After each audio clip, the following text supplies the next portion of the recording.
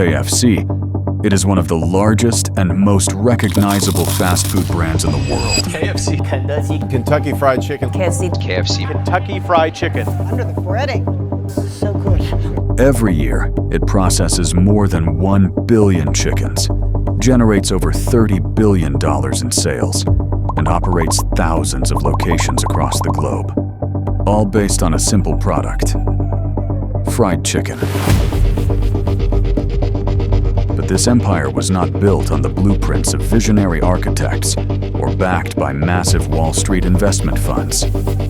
KFC was born with no capital, no owned location, and time working against it. It was the final attempt of a 65-year-old man who, after a lifetime of hard work, ended up frying chicken not out of ambition, but to keep his last source of income from disappearing. His name was Harland Sanders. From a very young age, he learned what hard work was, not by choice, but because there was no other option.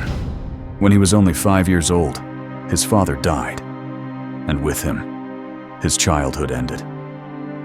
While his mother went out to work, Sanders was left in charge of the household and his 2 younger siblings.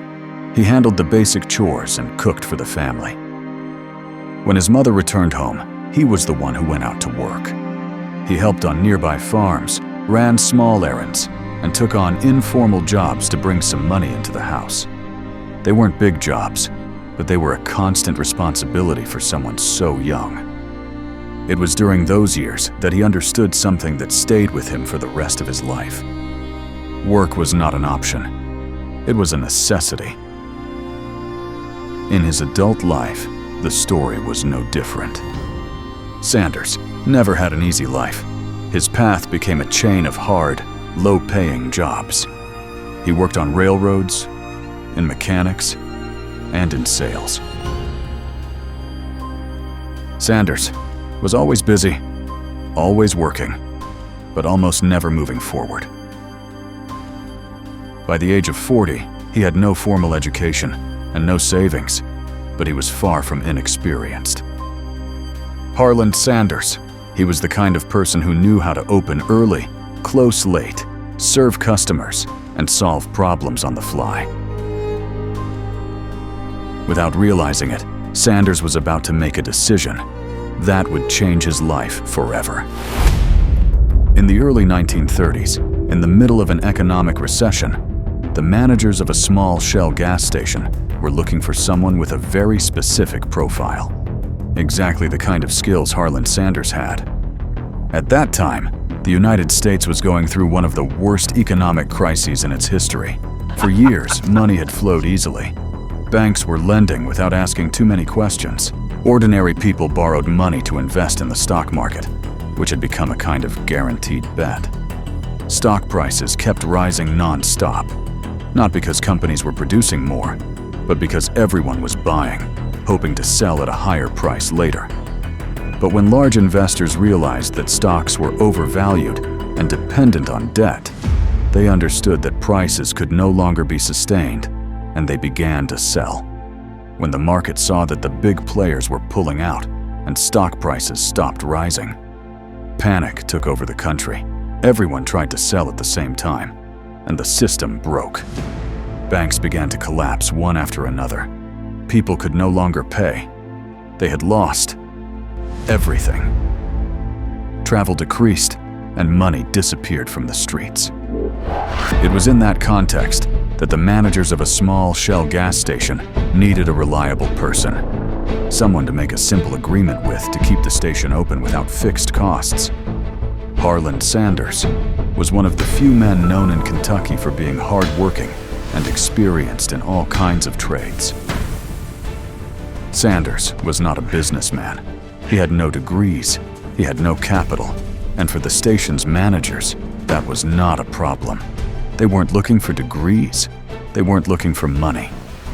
They were looking for someone willing to work long hours and to accept a simple agreement to manage the gas station in exchange for a percentage of the sales. Harland Sanders accepted. For them, Sanders was committed labor. The station stayed open without fixed costs in the middle of a crisis where almost no one had money to spend. For Sanders, it was the opportunity to have a more stable job than the previous ones. But reality didn't take long to arrive. The station was barely surviving. Few vehicles passed by. Gasoline wasn't selling enough. And if the station didn't make money, neither did Sanders. Sanders didn't just manage the station. He lived there. The station was his job, and also his home. In the back, there was a single simple room where he slept with his wife. Right there was a small kitchen, the same one where they ate every day. Used to looking for practical solutions, Sanders thought of a way to make the station survive. And he thought about selling food to the customers who stopped to fill up their tanks. But in 1930, gas stations were dirty places, full of grease, where people only went to repair the car or fill up with gas. No one thought about eating there. It was unthinkable. It was like eating in a mechanic's workshop. But Harland Sanders was about to break all the rules of the industry. With no capital to build a restaurant, he made a radical decision. He took the table from his own dining room, the one where his family ate dinner, and dragged it to the front of the station, right where customers came in to pay for their gas. With only 6 chairs and no printed menu, he began to offer what he knew how to prepare best: country ham, mashed potatoes, and fried chicken. In that era, other stations like Standard Oil mocked the idea of selling food at a gas station because they thought the smell of gasoline would scare customers away. But Sanders didn't stop because of the comments. From a small kitchen in a gas station on the verge of collapse, Sanders began to sell fried chicken, and without knowing it, right in front of him, something was being born that would change his life forever. Something that over time would end up becoming an empire worth billions of dollars, known around the world as Kentucky Fried Chicken.